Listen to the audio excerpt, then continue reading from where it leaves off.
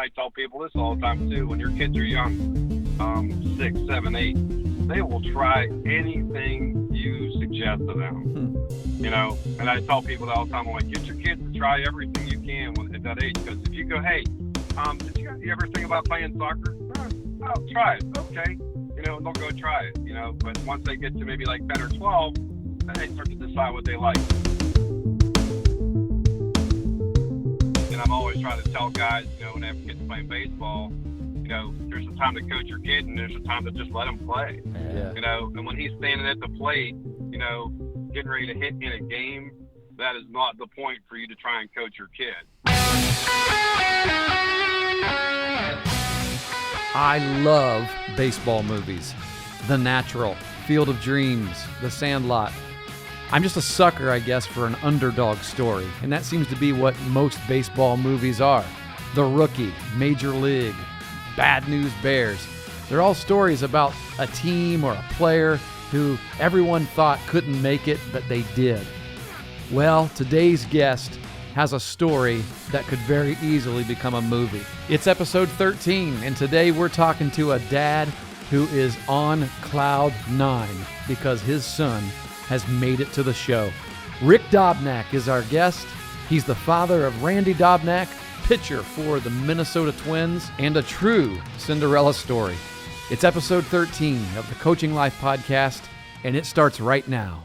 Well, we have a very special guest today, and I would say, Pat, have you ever heard anyone say to you, when you say, hey, how are you doing? And they respond back with, living the dream, buddy, living the dream. I've heard it, yeah. That figure of speech is actually something that is happening right now with our guest. He is literally living the dream. Our guest today is Rick Dobnak. He is the father of a young man who has made it to the show. He's fulfilling a little boy's dream, pitching in the MLB. And his name is Randy Dobnak of the Minnesota Twins. Randy grew up in South Park Township, Pennsylvania. That's where he went to high school. And then he attended Alderson Broaddus University in Philippi, West Virginia, which is actually where my son is a junior this year there. Alderson Broaddus University is a Division II, NCAA Division II school. Randy graduated in 2017 and was undrafted out of college, but he played independent ball for the Utica Unicorns in the United Shore Professional Baseball League. And then in August of that summer, he signed a minor league contract with the Minnesota Twins, began playing for the Elizabethton Twins in Tennessee, I believe that's the Appalachian League. Is that right? And then he also went to Cedar Rapids Colonels in Cedar Rapids, Iowa, and that's where he played out through the rest of that year. And it's actually, I believe, correct me if I'm wrong, Rick, I believe he played there throughout the entire 2018 summer. Is that right? He did. He played the entire season there. Fantastic. And then we get to summer of 2019, and that's where things really started to pick up for you guys. 2019 has turned into quite a phenomenal story. He began in high A ball with the Fort Myers Miracle, and he was promoted to double A ball. This is all in a matter of a few months, right? Promoted to double A ball in Pensacola, played for the Blue Wahoos, and he was promoted again to the Twins' AAA affiliate, the Rochester Red Wings. And then finally, on August 8th, just a few weeks ago, the Minnesota Twins promoted Randy to the major leagues, and he made his debut the very next night on August 9th. And as of today, I believe these stats are correct as of today. You can correct me if I'm wrong, Mr. Dobnak. He's pitched 7 games. He's had 3 starts. One of them was kind of an opener at Fenway Park, which was just I can't even imagine what that would have been like. But he opened and pitched the first inning. He's had his very first on his debut when he came in relief. He pitched 4 scoreless innings. Just shut down the Indians, Pat. That's your team over there. He did. But up to this point, he's thrown 17 innings. So as of today, he's thrown 17 innings. Has struck out 12 batters. He's 0-1, did take a loss the other night, but he has a save. And here's the impressive number. He has an ERA of 2.12. Pretty impressive stuff, Mr. Dobnak. What do you think of your son, Randy? I think he's doing a good job. He stays within himself. He likes to say that he stays within himself. He doesn't try to do too much and, just trust what he's thrown up for, and he tries to compete every day. And, lets it go. You know what I mean? He doesn't get too excited. He doesn't get shook up by very much. He likes throwing baseballs. Yeah. It must have been an exciting day for you. If you don't mind, I would love for you to take us back to when you first found out that Randy was going to the show. You know, I think it's a movie moment in my mind. I've actually watched several movies where you know, a kid has called his parents and said, "Hey, guess what?" But I don't want to ruin any of that. If you don't mind, walk us through what that day was like for you. I had working 10-hour days, so I worked for 10 hours, and by default, a friend of mine was the first one to hear about it after I did, because I was talking to him on the phone, and then Randy FaceTimed me over, you know, my phone, which he doesn't do too often. So usually if he does, it's something kind of important or, you know, whatever. So I told my buddy, I said, "Hey, I got to take this call. My son's FaceTiming me. I'll give you a call back." So I FaceTime Randy, and he's standing there, and he's like, "Hey, guess what?" And I was like, "What?" He's like, "I got to get on a plane to Minneapolis." I'm like, "Sweet, man. That's pretty cool, you know." And we talked for a couple minutes, and I just congratulated him, and, you know, for the hard work he's put in over the last, you know, how many years to get to that point. And it was a short conversation because he had to call his fiance, and I said, "Make sure you call your mother," you know, that kind of stuff. And then I let him go and called my buddy back and said, "Hey, sorry I cut you off, but my son's going to go play Major League Baseball now." Oh, my gosh. I've heard you tell that story twice, Rick, and both times I've gotten chills down my spine and tears in my eyes when I hear it. It's every dad's dream. And same way. Yeah. And I feel like you're so calm when you talk about it. I noticed in the last time that I heard you in the interview that you told that story before, you and your wife, as you guys were talking, it was just you were so calm and at peace. And we talk a lot about youth baseball on the podcast, and you know, I think about my experiences and just myself of knowing, you know, when my son is going to go out and play or pitch, you know, in a 10U game, you know, or a 13U game, and how nervous I am, and you get a little anxiety going. Well, I tell you, I can't tell that from you, from Mr. and Mrs. Dobnak. You guys you're straight shooters, and you're calm as cucumbers. So I'm very impressed by that. Thank you. I appreciate the comment. It's just, we've always been that way. My family, you know, my father was that way.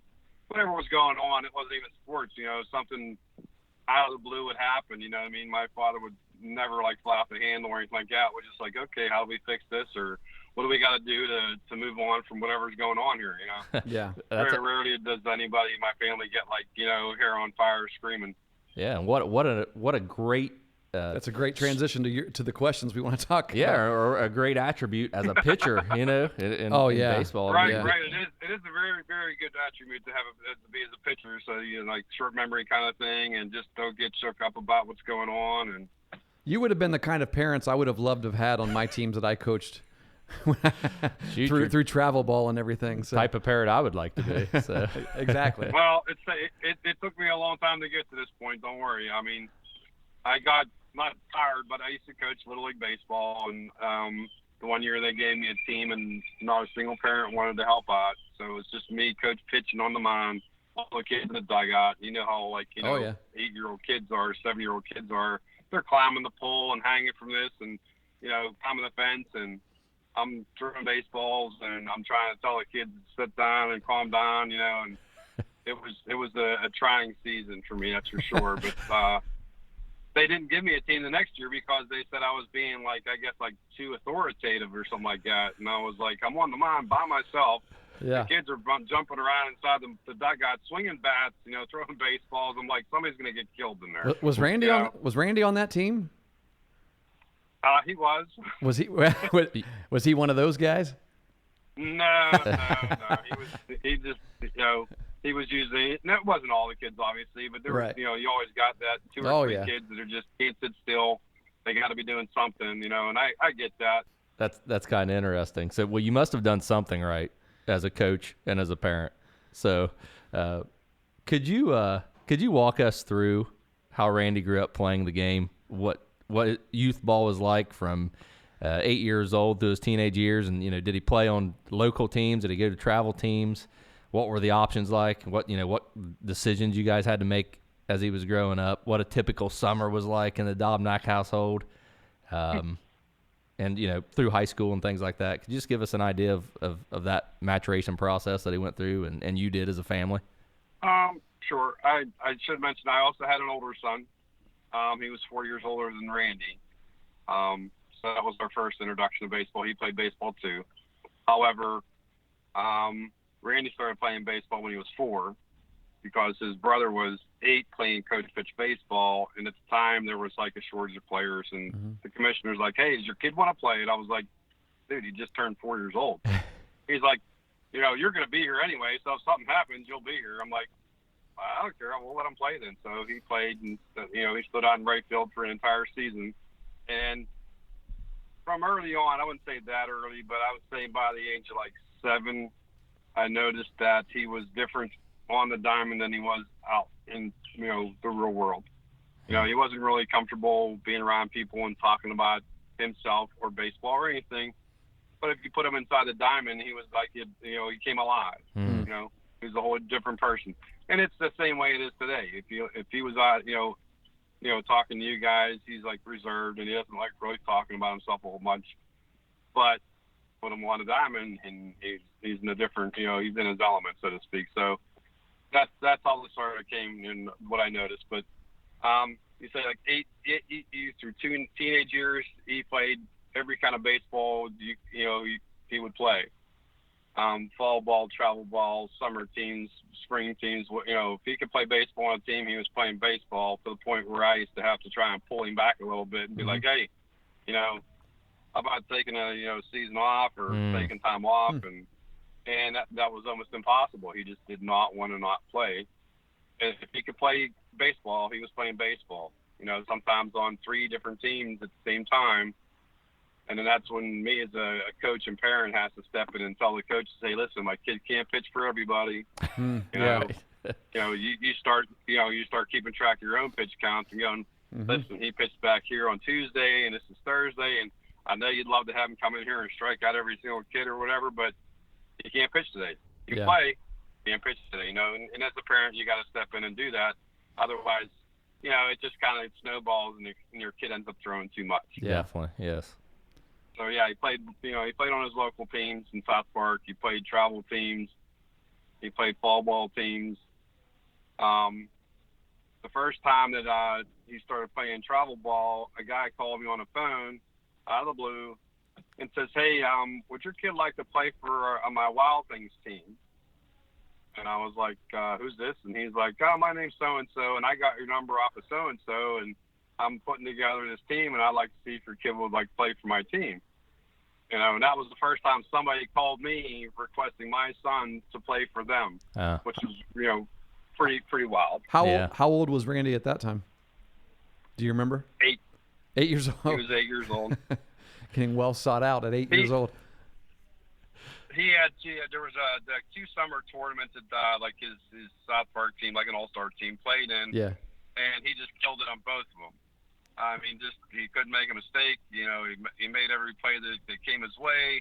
He hit really well. They were like handing out pins, when kids would make like a good play. Yeah. That was one of the things they would do. They'd stop play right there. As soon as the play was over, and stop play, walk out, here, grab your Raptors hat, sticks a pin in it, as an attaboy. And that guy was walking out there putting a lot of pins on his hat. So I guess I found out later that's the guy that was pinning the hats was the guy that called me and said, "Hey, I want your kid to play for me." So that was the start of travel ball at 8 years old. Interesting. I can certainly speak to one of the points that you made there about Randy not wanting to talk about himself a lot, and you almost have to draw it out. I met Randy at Sheets last year down in Philippi. Rick, he was back there for it may have been it was last year. It was last fall. It was homecoming at Alderson Broadus, and I went over. They were playing. The AB was playing a fall game against Salem, I believe, and he went back to visit, and he was actually, I think he was hanging out in my son's dormitory that night, the quad that they were all in. He had a couple seniors in there, the guys that had played with him back in school. And I went down to Sheets and sort of in between, I think it was during a break in the game, in between doubleheader or something like that. And he comes up to me, he says, "Hey, you're Brock's dad, aren't you?" And I said, "Yeah." And then I knew at that time that summer he had spent, I think that was his summer in where was he? Cedar Rapids. Yeah. So he was at Cedar Rapids that entire year. That would have been the summer of 2018 then. And just talking a little bit about that, what that life's like, and everything.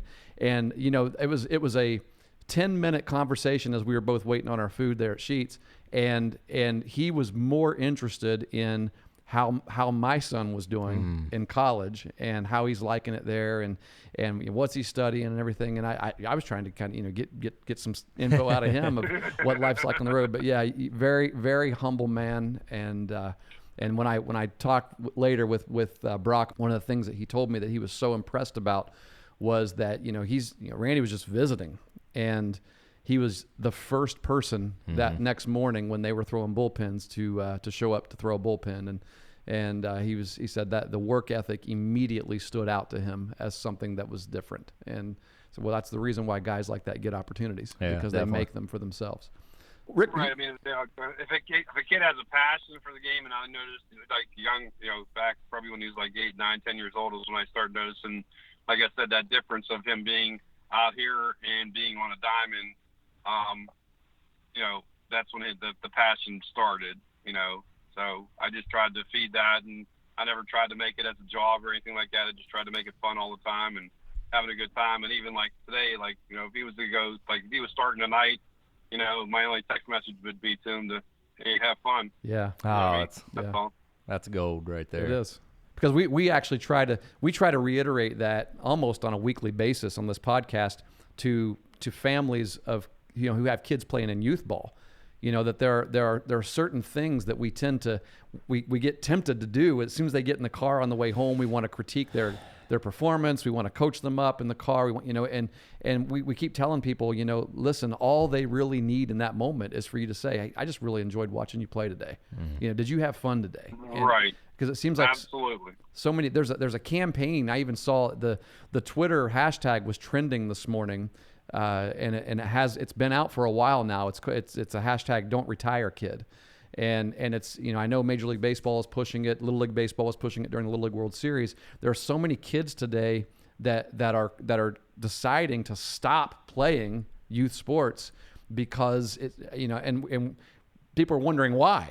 Well, I think if we, and this is just my suspicion, if there were a lot of parents out there today that went about you know, raising their kids with the mindset that you and Jody have done with Randy, and just, you know, basically seeing the passion that he has and cultivating it, but not trying to put some passion in him that came from you, perhaps, that he didn't have yet, and just watching how that grows in him, and then just reminding him, hey, just keep having fun. Just keep having fun. I don't think we'd have as many kids quitting baseball today.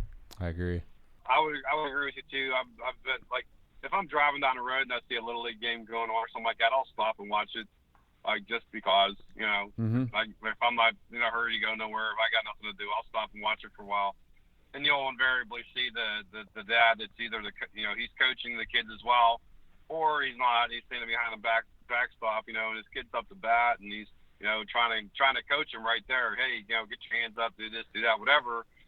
And I'm always trying to tell guys, you know, when they have kids playing baseball, you know, there's a time to coach your kid, and there's a time to just let him play. Yeah. You know, and when he's standing at the plate, you know, getting ready to hit in a game, that is not the point for you to try and coach your kid. You know, let him bat and whatever. And like you said, like when we went home after a game, rarely do we ever talk about the game. You know what I mean? Yeah. Like, it wasn't like you're saying, we weren't riding on the way home and going, hey, remember in the second inning when this happened, and in the fifth inning, you know, you could have done this. No, we never did any of that stuff, you know. It was all about just go out, play the game, have a good time. Sometimes you have a good game. Sometimes you have a bad game. Yep. You know, it's just the way it is. That's great. Very, very appreciative of that insight there, Coach. Thanks. You know, like I said, I go to the Little League games and you see those guys, and I try to talk, if I can, I'll talk to them and say, hey, listen, you know, that's my theory. Just let them play for now, and then tomorrow when you're at practice, that's when you can say, hey, you know, yesterday your hands were dropped, whether, you know, you had this hitch in your swing, or when you were pitching, your foot was pointing towards first base or third base or whatever. That's the time to talk about that stuff, not when they're actually performing. 100% agree. Couldn't agree more. Yeah. Hey, Rick, did Randy play any other sports throughout his childhood? He did. And that's one of the things I wanted to touch on with you guys as well is and I tell people this all the time too, when your kids are young, 6, 7, 8, they will try anything you suggest to them. You know, and I tell people that all the time, I'm like, get your kids to try everything you can at that age. Because if you go, hey, did you ever think about playing soccer? I'll try it. Okay. You know, and they'll go try it, you know. But once they get to maybe like 10 or 12, then they start to decide what they like. So when he was little, I would say 6 years old, 5 and 6 years old, he played soccer. I think when he was 7, he wrestled one season. He played basketball, I think, when he was maybe 7 and 8 or 6 and 7 or something like that. But it was always baseball through that whole period. And then his 7th and 8th grade years in grade school, he played football. But once he got to high school, it was just baseball. Just baseball in high school. Yeah. One of the things that, I have this conversation with people a lot is especially kids in high school that, they have a sport that they really love. I tell them, you have to play 2 sports. I always encourage them to play 2 sports. And I think it's in cases like this where there's an exception that people get hung up, but it's not necessarily the fact that you're playing 2 sports, but it's your dedication and commitment to the sport that you play and the environment that you're maturing in that sport, right? As parents, it's so important and you've already given us multiple sound bites to prove that you and Jody, provided Randy an environment that supported him in growing his passion of baseball. You didn't force it upon him. You supported that passion. And, people have to understand that there's exceptions to every rule, right? There's exceptions as parents, there's exceptions as players. But the best thing we can do is just encourage our kids to do what they love and to do it as best they can. And your story's so great right now. It's just, Well, and I think the advice that you gave just a minute ago was just wonderful. I mean, it's gold. When you said, encourage your kids to try as many different things as possible because they will do it if you suggest it to them. Yeah. And I love that. I love that because I think sometimes the reason why kids end up specializing in a sport when they're 6, 7, 8 years old is because dad really wants that kid to be a great football player. Yeah, or dad really wants his boy to be, to follow in his footsteps and be a great basketball player or whatever sport it is. And that specialization is starting way too early. And I feel like, Rick, you guys did it the right way. You threw out a lot of options. Pretty much every option that Randy wanted to try, you try it, And if you like it, great. If you don't... That was my old one as well. Like I said, I tell other people the same thing. During that 6, 7, 8 year period, most of the time, if you're the dad and you ask your kid, hey, you ever think about trying to play golf? Okay. Yeah. They'll just say, okay, and they'll take a golf club and they'll try to hit a golf ball, whatever it is. You know what I mean? And even if it's like a musical instrument, if that's what your thing is or whatever, but not every kid's an athlete. You know what I mean? Yeah. But you get them to try all kind of different things. And if they're not athletic, then you can try, music or art or whatever it is, and find out what their passion is. And then you just try and help them as much as you can along the way. It's the only way really to figure out if you're any good at it. I mean, if you have to actually have a little bit of a giftedness for it, and then you can develop that gift, as you practice more. And it's the only way to figure out if you like it. Yeah, true. So right. That was it. The only rule that I had with my kids was you were not allowed to quit. You can't quit in the middle of the season. If you try it, you're going to try it for the whole season. Number one, the team it's a team, so they're counting on you to be there. So you're going to be there. And if after that season you don't like it, you never have to play it again. That's fine. But if you're going to start it, you're going to finish it. Yeah. Excellent.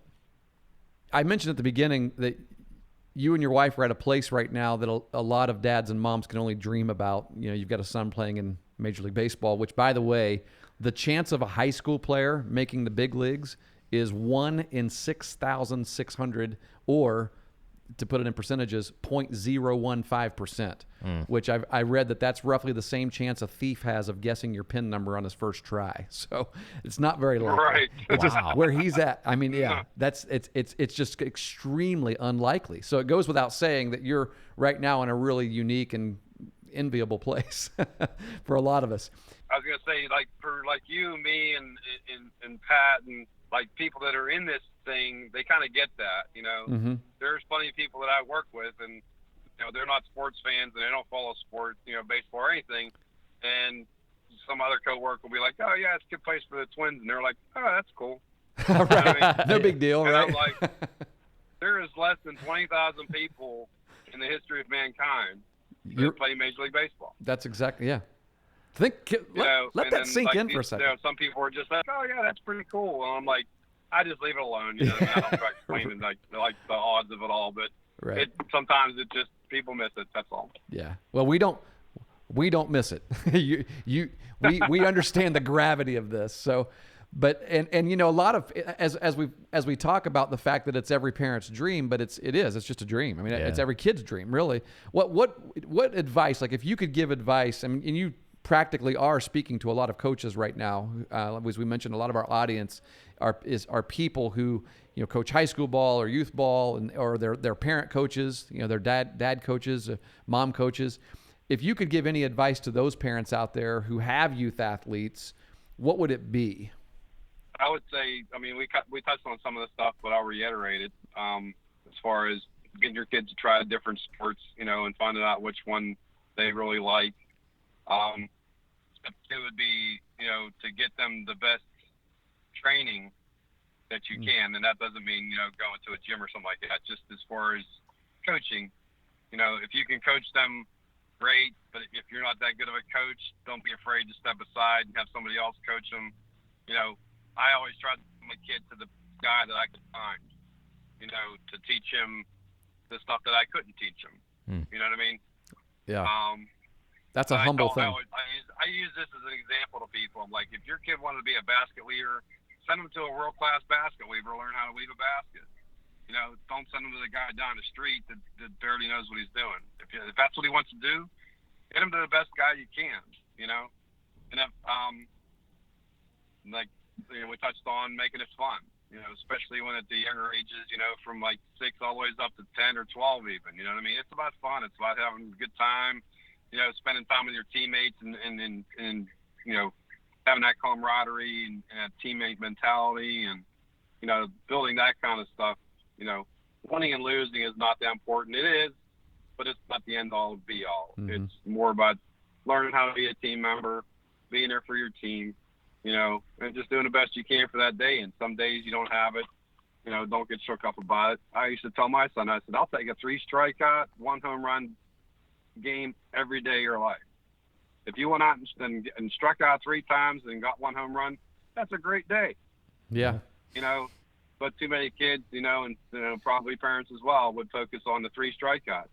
You struck out 3 times, and try and talk about how we can fix that. Maybe your swing was this, your swing was that. I'd celebrate the home run. Yeah. You know what I mean? Yeah, that's great advice. Right. Your entire day. Right. Yeah. And sometimes it's the first at bat, sometimes it's the last at bat. Some days you're on it all, and you have a 4 for 4 day. And you got, 5 RBIs, you got a phenomenal day, Hey, great, and sometimes that great day is you lined out sharply to the center fielder 3 times. Yeah. And you're 0 for that day. Right. But then your teammate hits a couple of little dribblers that get through the infield, and he's got 2 hits that day. And I always tell people, look, you probably shouldn't feel good about those 2 base hits, but the kid that lined out, he should feel pretty good about his day. Yeah. But that's the problem, I think, with numbers and stats, is they don't really tell the true story of how you swung the bat that day. Definitely. Not always. Or your approach. Oh, absolutely. Yeah. What ways has your life changed over the past few months or this past year, I guess? Do you got any cool stories or people that you've gotten to meet or places that you've been just because of the success that Randy has had? Oh, yeah, we've been plenty of places that we've never been, especially like Fenway. We never went to Fenway before. My wife had commented about, hey, we should go up there sometime, and this was probably 3 or 4 years ago. Oh, and my. We just never got up there. Never dreamed you'd have been going up to watch your kid pitch. Right. Right. It was a perfect storm that that was going to be his first start professionally on a mound that Babe Ruth actually pitched off of that mound. Yeah. Ted Williams stood in that outfield. I'm sure that wasn't lost in Randy. I mean, he went out and did a good job, and stayed focused and whatnot. But yeah, that was really cool. One of the stories I've told, I'm a union electrician, so I don't know if you guys are familiar with how that works, but I was able to take a job out in Iowa last year when he was playing out there. Nice. So that I can go to the games out there. So I probably saw like the last 2 months of the season in Cedar Rapids. And he didn't know I was coming out there. He had no idea what was going on. I get out there. I finally get to a game. I go up behind the dugout, and he likes to just like sit on that rail and watch the game. So he's hanging out on the rail like he always is. And I holler, "Hey, 26." A couple of times I holler his number, and he turned around. I'm like, "What's up?" He's like, "What's up?" And that was it.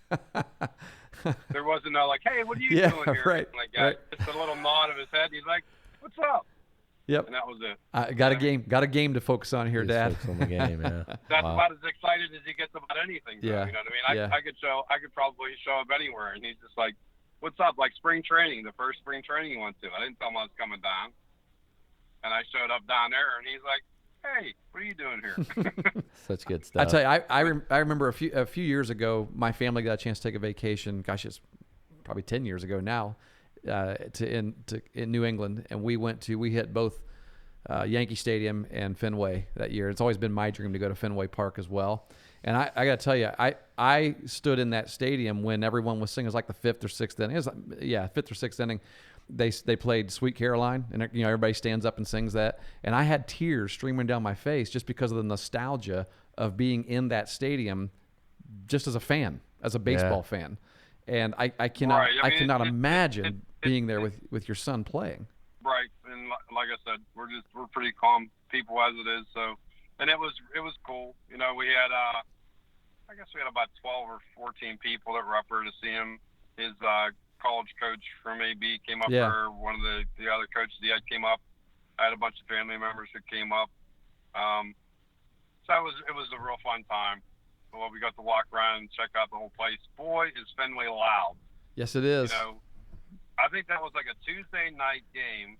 Like the Sox are behind like 5 games back of the wild card, so it's like a nothing game. And like if there's a base hit, that place just explodes. Any kind of positive thing for the Red Sox, it's loud. It's like I guess because it doesn't have that open end like all the stadiums have today, so the sound just stays in there, man. Yeah. And if somebody gets a home run, you better put your fingers in your ears because it is Yeah, loud. it is. It's always packed. And from about the 7th inning stretch on, you can't sit down if you want to see because they're standing up the whole time. And it's standing room only. Right. It is. If you're a baseball fan, it is. You've got to get to Fenway Park and watch a game. I've been to Wrigley 3 times, and Wrigley's cool, but I'm sorry. It's not Fenway. And I lived in St. Louis. It's a great baseball town. There's just Fenway. There's just the history. It comes to life. Yeah. I mean, we sat out in right field, and I mean, I'm like I could throw a ball and land it where Ted Williams stood. And it's right. Or you look at the dents on the monster going. Yeah. Some of those dents were put on there by some phenomenal baseball players. No doubt. It's crazy no doubt. stuff. It's an awesome game. What it does to you. Definitely. I'm just in such awe at the self-control that you and Jody showed in the interview, because I'm telling you, every time I hear you talk and watching Randy pitch, I remember the first time we talked about it on an earlier episode. We were talking about him getting called up, and we were all excited about it, and I was excited about it, and we just sitting down to watch him pitch. I had never met you at that point, and I definitely didn't know Randy, but I was emotionally involved in that, and it's just it comes back to that point of you just don't see it very often. Yeah, I mean, not very many people in this world know someone who has made it to that point, right? I mean, the percentages and the probability is so low that you rarely are ever going to know someone. I mean, and that's why I think you get excited about that. That I mean, for you, Pat, it's him through my family, right? And I don't really know him. It's that 6 degrees of separation thing. That you feel like you're part of the community, just because hey, I know someone who knows this guy. Yeah. Right? And you kind of feel disjointed a little bit because just in general, professional athletes seem like they're they're different types of people, or maybe not even people at all, you know. But in an interview that you and Jody had, she was, I guess, Randy is he getting married this? Is he getting married this month? He's getting married in, like, I don't know, what is it, about another 8 days or something like that? That's right. Yeah. September 28th. What's today's date? It's 17th, isn't it? 18th. I don't even know. The you got 11 days. You better get your tux there, Dad. You better get your tux. I do. That's all taken care of. We're ready to go on all that kind of stuff. But and it was. I guess it was not too long ago, about a week ago, where it was finally concrete that the Twins were in fact going to let him come back and get married. There's no guarantee that he's going to make the playoff roster. So. We're keeping he will come home. I think it's that Thursday night. After the game Thursday night, I think he's flying back to Pittsburgh, and then they get married on Saturday. And whether or not he has to be back for Sunday's game, or like I said, if he makes the playoff roster and he comes back with the team or whatever. But that part of the end part of the story is still up in here. But he will be there, and he will in fact get married on 28th. I saw a really cool tweet from his fiance the other day where she said, here in just a couple weeks, I'll get to have a jersey with my name on my back. It was pretty neat. Right. Yeah, that's awesome. Yeah, but it's just she's awesome. That's great. But just to go back, what I was thinking is, they're just regular people, and the difference is really the approach. Yeah, you know what I mean. It is. So. Like I said, and it's not a foolproof plan. Like you said, kids are individuals, parents are individuals and whatnot. But if you try to foster the kids' interests when they're younger, you know what I mean? Don't make it so much like, result oriented. Hey, we lost today and you struck out 3 times, and talk to the kid about that in the car on the way home from the game, because you know what? The next game you go to, your kid's gonna be worrying about, oh God, what's going to happen on the way home tonight? Yeah. You know what I mean? I got to do better tonight, because if I don't, then we're going to have the same ride home again, where they're going to tell me what I did wrong and so whatever. You know what I mean? That's why I try to say, just make it fun, have a good time. And if the kid has a good game, tell him, hey, he had a great game. If he didn't have a good game, most of the time I just left it alone. Just I didn't even talk about it. Yeah, sure. Yeah, like hey, there's no need to talk about it. It was a bad game. I know it's a bad game. We don't even talk about it. But and I tell people, I'm like, praise the kid on the field, like you praise them in public, so to speak. And I guess it's an old adage, but praise in public, and then you coach them in private, so to speak. And never talk them down or anything like that while they're on the field, because obviously you guys, I'm sure you've seen that as well. But by parents yelling at their kid, you should have had that ball. You should have been ready. You weren't ready, and you're screaming this stuff across the diamond, and everybody gets to listen to this, and that just turns the kid off even more. Haven't seen it, Coach. Lived it. Yeah, lived it. Have seen it and lived it. Yeah, you true. lived it. Yeah. Oh wow. Well, I apologize for. No. I agree with you 100%. And actually, that's kind of the foundation of our, basically of anything I know that I say, and Coach Stewart here is the same way. We bring these things up because we've done them. They're our own mistakes. Right. Yeah. I tell you, I think one of the greatest. You've either done them or experienced them firsthand. Yes. Yeah. And I think why we're so passionate about talking about it and starting a podcast about it is we want to help as many people as possible to not make those same mistakes. All right. And the very things that you're saying are things that we are trying to talk about on a weekly basis to. Look, don't make our same mistakes. Go out and do better than we did. And really, it's therapy for me, because I have a 13-year-old and a 9-year-old that still, they still have a lot of baseball left in them, and I have a lot of coaching left in me and parenting left in me. So I'm still trying to improve myself. So I can't tell you how much I appreciate your thoughts there. It really means a lot to me. Rick, I think Thank you. I appreciate it. Thank you. If I could say one more thing about that whole scenario, hopefully, I just want to reiterate the whole ride in the car thing. Mm-hmm. If the kid rides home and you're, for lack of a better word, you're beating on him about how he performed. I don't care if he's 15 or 17 years old. We're 6 years old. If you're beating on him on the car on the way home, he's not going to want to get back in the car again. After a game, and then the next game he goes to, like I said, he's going to be standing there worried about, well, if I have another bad game, dad or mom is going to be on me again on the way home in the car, to the point where they'll want to walk home, as opposed to getting that car with you. So yeah, or to trying to reduce that stress for the kid. Yeah, or to the point that they resolve the issue completely and just stop going. They to the don't want to games. get in the car on the way to the Yes, quit. Exactly. Yeah. Right. Yeah. Like you said, so many kids are not playing anymore. And it's easier just, you know what, I won't play. Yeah. Yep. If I don't play, then I don't have to get in that car and I don't have to listen to that conversation. I tell you, we've been talking with you now for a little over half an hour, and I think one of the greatest takeaways that I'm going to take from this, and one of the gold nuggets, I guess, that I heard from you, Rick, is cultivate their passion. But here's the main point though that I just loved, and that is in whatever it is that they decide they want to do. Yes. Give them a lot of options, like you said you gave to both of your kids.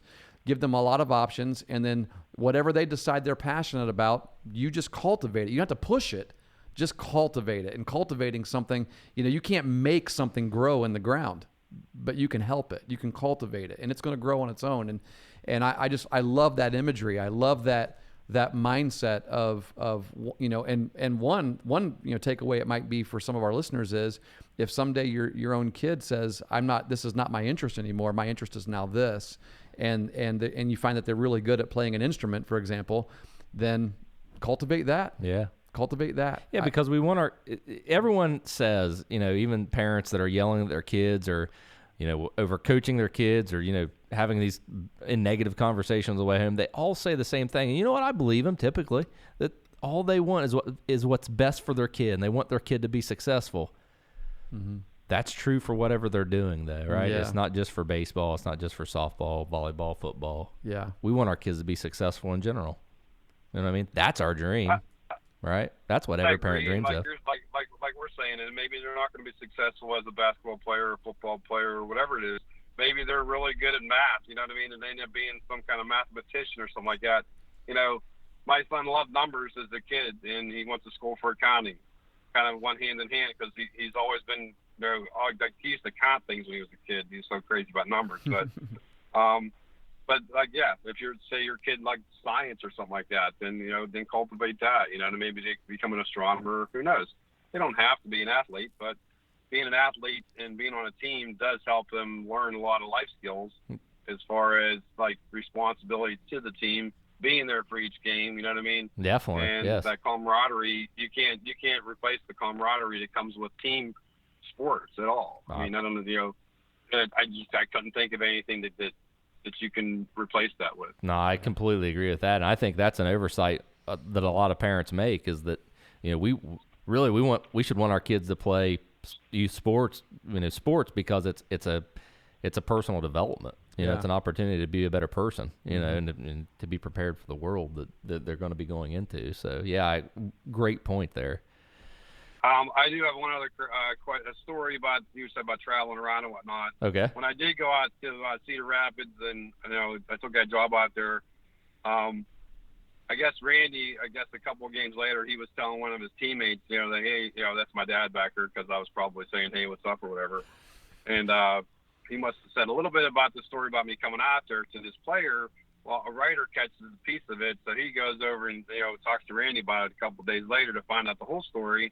And there's actually an article about me in the Cedar Rapids Gazette about me going out there and picking up a job so that I could see my son play baseball. Well, that's awesome. That's that was my 15 seconds of fame in the Cedar Rapids Gazette. Well, we'll do our best to give you a little more fame. We have a growing podcast here, so no. I think you might help us more than we help you. Yeah, exactly. I would be happy to come back and talk to you guys anytime. I love talking about like you guys, like the kind of stuff you guys are talking about in your other podcast. That's stuff that I'm passionate about. You know what I mean? Like we're just talking about helping kids, cultivate their interests. Help them, to achieve whatever goals it is they are trying to achieve, and then putting them with the people that can help them best. And sometimes it's us, and sometimes it's not us. You know what I mean? And we got to be okay with that. If your kid wants to be a rocket scientist, and you're not a rocket scientist, and you're probably not the one to teach your kid how to be a rocket scientist. Right. Absolutely. Yeah. Great point. Simple truth. Well, Coach, we've had, I think you're our fourth guest. Is it the fourth? That's correct. And every time a guest comes on, and I think this will be true for all of our guests, we're gonna ask this question every time, I think, because we feel like it's important to our mission here of what we're trying to accomplish. But could you tell us what your most memorable or enjoyable youth baseball experience is? Oh, I got this one. All right. I got this. It does. I actually have two of them. Okay. Neither one of them involved my kid. Okay. Good. I would say, I think it was Coach Pitch, maybe 7-year-old. Maybe Randy was 7. It was 8 and under, Coach Pitch. And I had a kid on my team that was autistic. And try as I might, I could not hit this kid's bat. I mean, he would swing the bat most of the time, the best he could. And I would just try to hit his bat, you know what I mean? Could not, it goes on for like 5 or 6 games, you know what I mean? And I'm like, I watch where he swings the bat. I'm trying to throw the ball right there, and finally he gets a base hit. He runs to first base. He's jumping up and down on first base with his arms stretched straight up in the air like he had just won the World Series. Gives me goosebumps right now telling the story. And that's probably the most joy I've seen from a kid on a baseball field in my life. That kid was so excited that he finally got a base hit. And it was a clean base hit. It wasn't like air nothing, man. He hit the ball, ran to the bag, he was safe, and he was just so excited. And I'll take that story to the grave with me. Wow, that's a great story. The second story is a kid. He was moping around the dugout one time, and I think his name was Mike, and I was like, Mike, what's the matter, man? He's like, I'd really just like to go home and bake some cookies. And I was like, okay. I said, well, I'll tell you what. When you go home, you bake some cookies, you bring them in the next game, all right? And he's like, okay. And the next game we had, he showed up with a thing full of cookies. And now he's probably in New York City on one of those baking shows or something. Hopefully someone cultivated that interest. Right. I can't remember the kid's last name, but I just remember that so vividly, that he was just kind of mopey, just like he didn't want to be there. So I basically just, hey, what's going on? Something wrong, might be something wrong at home or whatever, you know what I mean? And he was just like, I'd really just like to go home and bake some cookies. Coach, that is a great story, because one of the things that we talk about from a coaching perspective is building relationships and understanding your players and what their why, maybe, so to speak. And I think we, as coaches, a lot of times we miss opportunities, one, to get to know our players better, but two, to use those types of things that they're interested in, that they enjoy, to help them be better people. Because we're coaching them to be better people, not better baseball players or basketball players or softball players, anything like that. We're coaching them to be better people. So you handled that great. The stories that you chose to tell about your greatest baseball memories, it speaks volumes about your character, Rick. The perspective that you have, not only on the game, we've talked a lot about baseball, but just on life. I admire that. I'm glad you told that. Sorry, there. I'm glad you told that story second, though, because I was a little choked up after the first one. I don't know how well I was going to be able to talk. So. Yeah, it was like comedy relief after the serious story. But thank you. And honestly, like I said, every time I tell that, I can tell that story 1,000 times, and every time I tell it, I'm going to get goosebumps. Yeah, I hear you. I can close my eyes and I can see that kid jumping on that bag right now, and like I said, I'll take it to the grave with me. Probably no better way to finish this episode than with that story right there. Rick, we really, really appreciate you taking time to be with us today, and we're following pretty closely. Even my partner Pat here, who's a huge Cleveland Indians fan, he's becoming. I'm sorry to hear that. Actually, I was wondering, because I think it was the episode that just aired. If you had heard that this week, I may have said something. You were talking about how the Indians were actually up on the Twins by a game. Yeah, I said because Coach Dunphy said he plays for the Minnesota Twins, one of the best teams in baseball, and I said, well, they're good, but not quite as good as the Indians. I guess time has changed that story, hasn't it? Yeah, time has changed a lot of Cleveland stories right now, but we won't get into that. But hey, Rick, thank you so much for joining us, and definitely look forward to having you on again. Thank you so much. Yeah. Thank you very much for having me. I appreciate it.